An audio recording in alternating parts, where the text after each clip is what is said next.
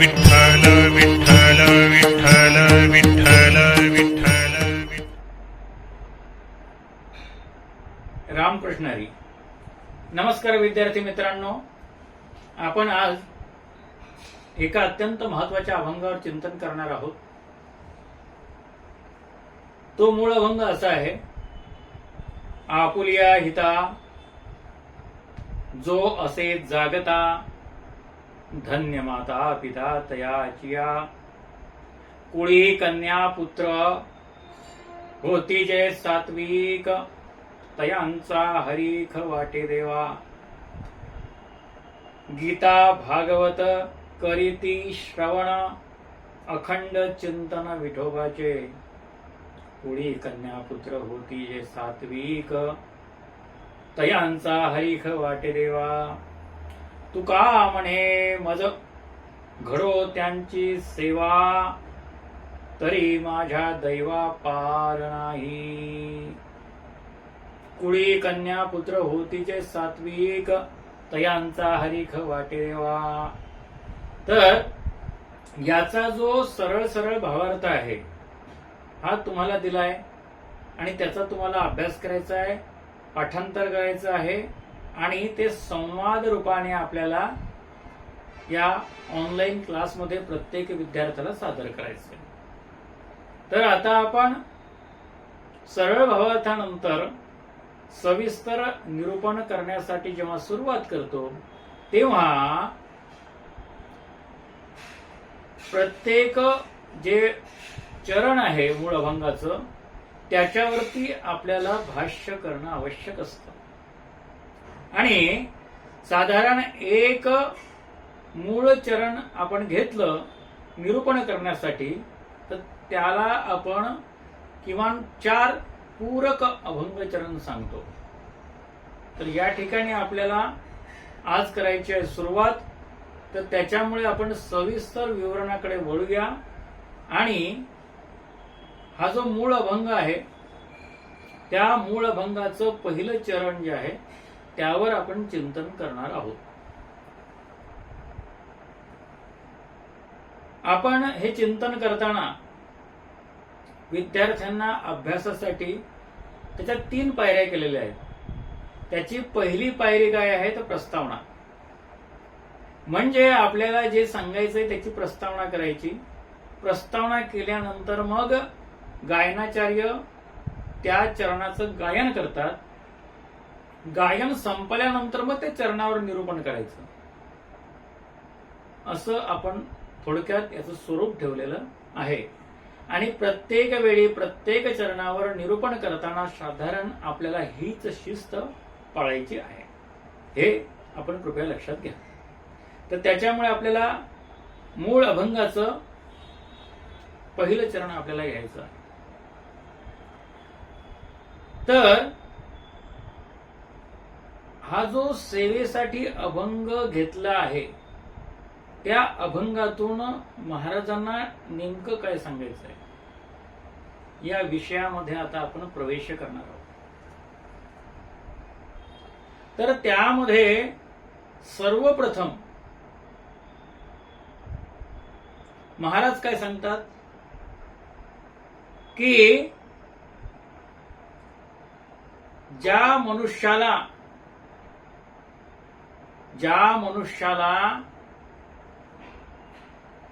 आपल्या हिताची चिंता आहे.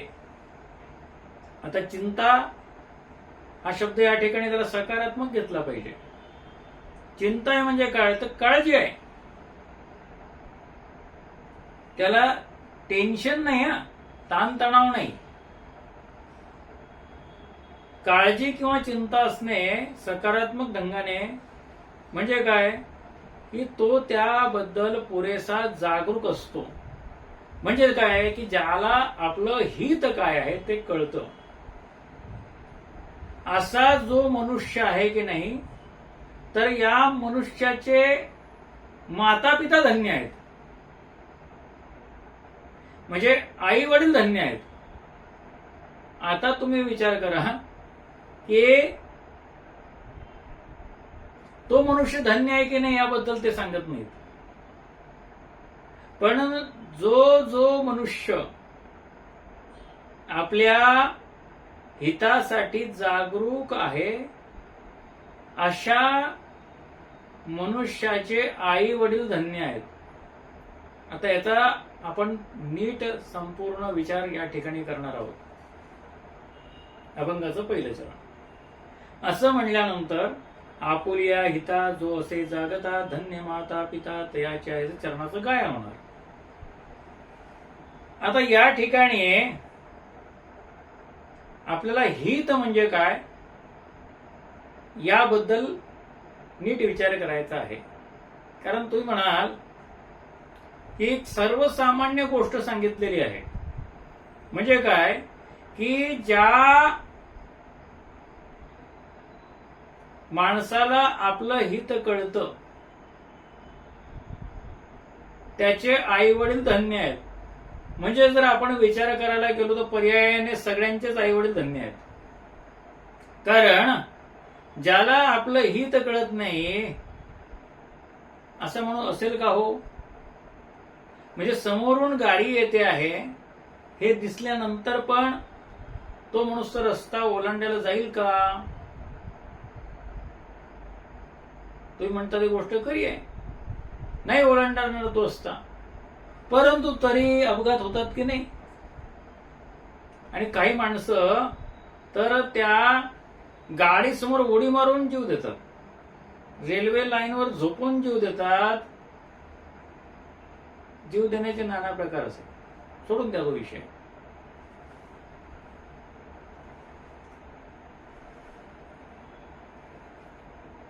मला त्याबद्दल सांगायचं नाहीये. फक्त काय आहे की ही गोष्ट आपल्याला वाटते तितकी सोपी नाही आणि ती खरी पण नाही की प्रत्येक माणसाला आपलं हित काय आणि अहित काय ते कळतं. नाही कळत. आपल्या महाभारताच्या शांती पर्वामध्ये एक अत्यंत महत्वाचं असं संस्कृत सुभाषित सांगितलेलं आहे आणि त्याच्यामध्ये सांगितलेलं आहे की सत्य म्हणजे काय. आता या ठिकाणी सत्य गोष्ट काय आहे हे सांगतात, पण सत्याची व्याख्या करताना एका महत्वाच्या गोष्टीकडे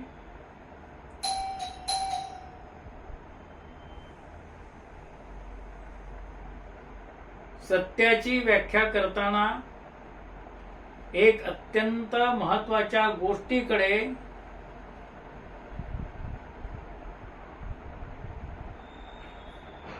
सुभाषितकार आपलं लक्ष वेधतात. तर ती गोष्ट काय आहे? सत्याची व्याख्या करताना एक अत्यंत महत्वाच्या गोष्टीकडे सुभाषितकार किंवा महाभारतकार आपलं लक्ष वेधतात. ती गोष्ट काय आहे? तर ते सांगतात सत्यस्य वचनम श्रेयः सत्यादपि हितं वदेत यद भूतहितं अत्यंतम एतत् सत्य मतम मम. म्हणजे काय आहे की अखिल प्राणी मात्राचं खरं हित ज्याच्यामुळे होतं ती गोष्ट म्हणजे सत्य. ती गोष्ट म्हणजे सत्य. म्हणजे याच्यात दोन गोष्टी आहेत बघा की जे शब्दशः खरं आहे ते खरं नव्हे. परत आहे का, जे शब्दशः खरं आहे ते काही खरं नव्हे. मग खरं काय आहे? तर जी खरी गोष्ट आहे ती खरी गोष्ट समोरच्या माणसाच्या हिताची असली पाहिजे. म्हणजे काय? तर एखाद्याचा जीव वाचवण्यासाठी जर एखादा माणूस खोटं बोलला किंवा एखादं मोठं संकट आपल्याला दिसलंय आणि जर आपण असं बोललो म्हणजे बोलणं खोटं असलं तरी त्याच्यामुळे ते संकट जर टळणार असेल आणि ते संकट टाळावं म्हणून जर आपण खोटं बोललो असेल तर ते खोटं म्हणजे असत्य हे सत्यापेक्षाही मोठं ठरतं. म्हणजे काय की एखादं सत्य आपण सांगितल्याने निरपराध अशा व्यक्तीचा जीव जात असेल, बघा की एखादं सत्य वचन बोलल्यामुळे निरपराध व्यक्तीचा जीव जात असेल, समाजाचं मोठं नुकसान होत असेल, तर ते सत्य सुद्धा समाजाचं नुकसान होत असेल तर ते सत्य सुद्धा असत्य मानलेलं आहे, पाप मानलेलं आहे. म्हणजे एकंदर प्राणी मात्रांचं हित झालं पाहिजे असंच महाभारत सांगतं. म्हणजे सत्याची जी व्याख्या आहे ती केवळ शाब्दिक नाही आहे, त्याच्यामध्ये कृती आणि शब्द या दोन्ही गोष्टींचा अंतर्भाव आहे. फक्त त्यांचं सांगणं असं आहे की अखिल प्राणी मात्रांचं हित याच्यातून साधलं गेलं पाहिजे. प्रश्न हा पडतो की मग हित काय आहे?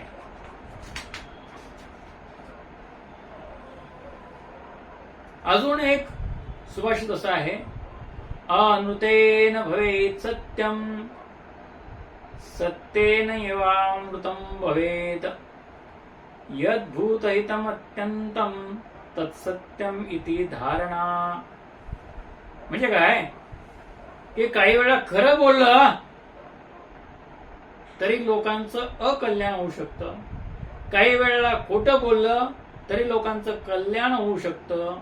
त्यामुळे काय आहे की ज्यामुळे अखिल प्राणी मात्रांचं हित आणि कल्याण होतं तेच खरं सत्य आहे.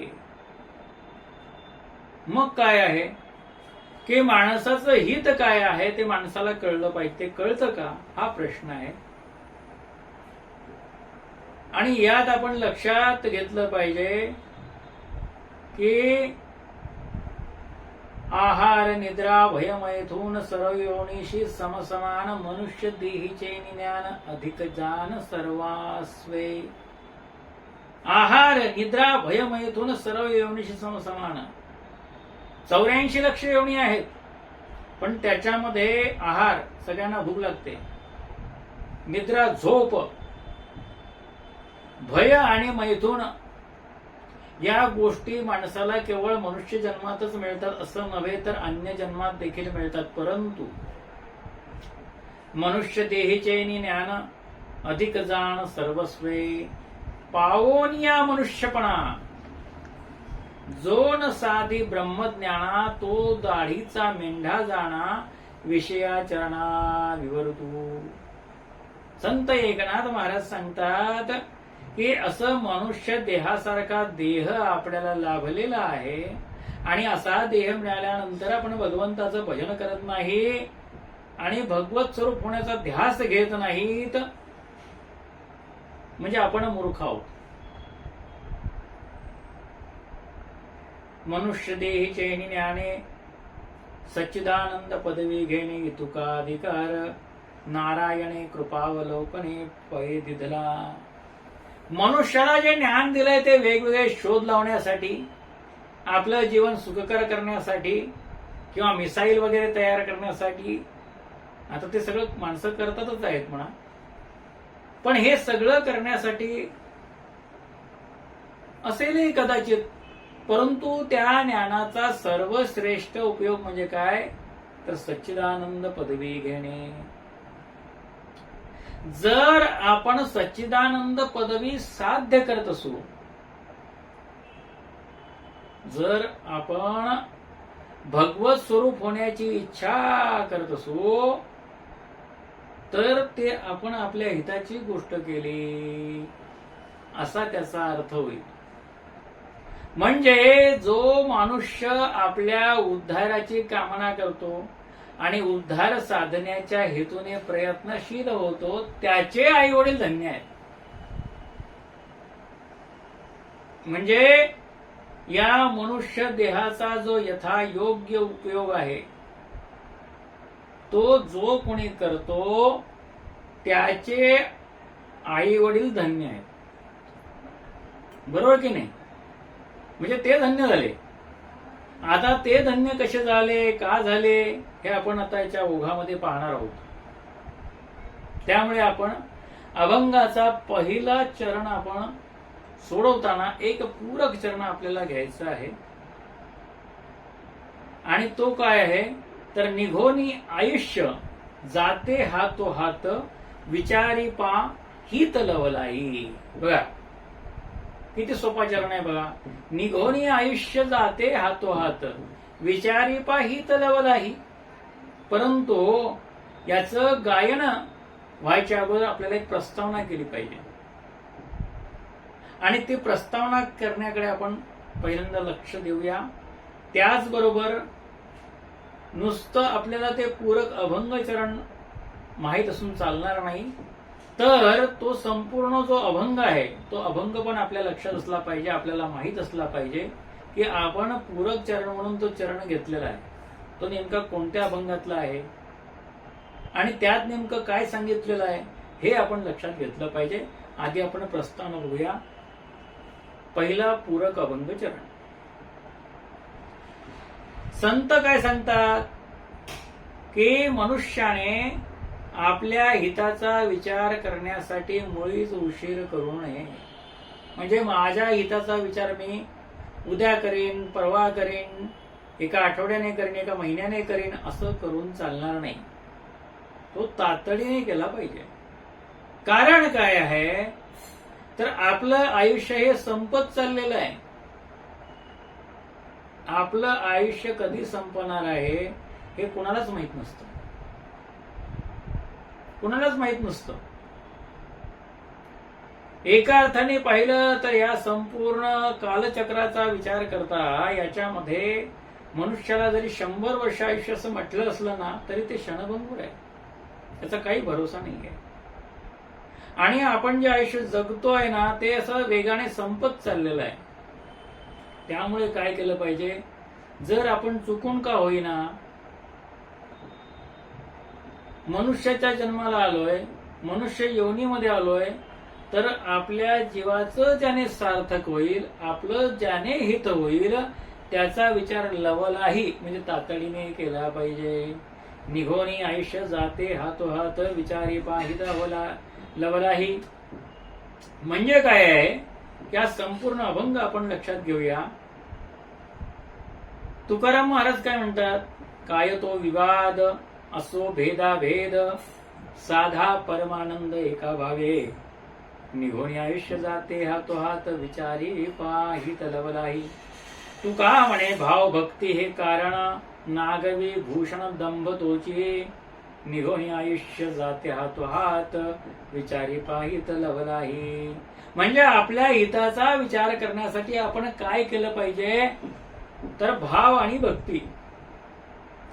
म्हणजे भगवंताच्या चरणी भाव ठेवून भगवंताची जर भक्ती केली तर आपलं हित होणार आहे.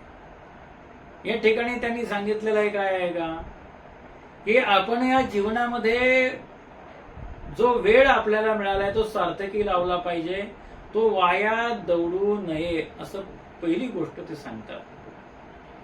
मग ते भेदाभेद, ज्ञान अज्ञान या अशा अनेक गोष्टी माणसं करत राहतात. तर त्या अशा व्यर्थ गोष्टींमध्ये आपला वेळ वाया घालवू नका. कारण भगवंताची भावभक्ती करून परमानंदाची अनुभूती घ्या.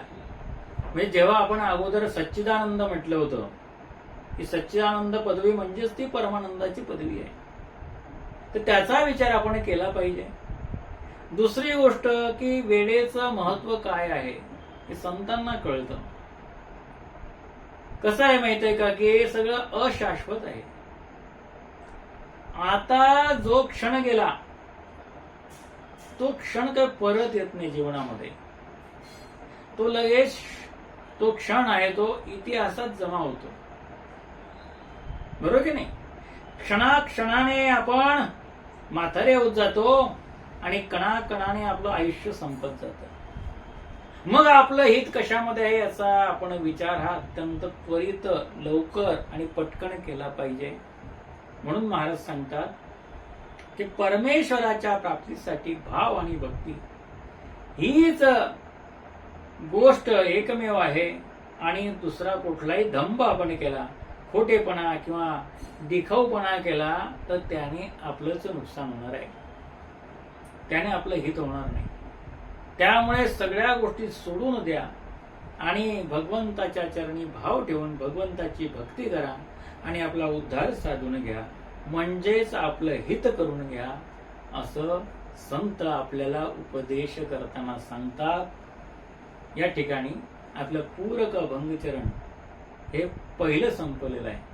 आता पुढच्या आपल्या ऑनलाईन क्लासमध्ये आपण अन्य पूरक अभंगचरणाचा विचार करणार आहोत. तत्पूर्वी जरा विद्यार्थ्यांशी काही आपण संवाद करूया.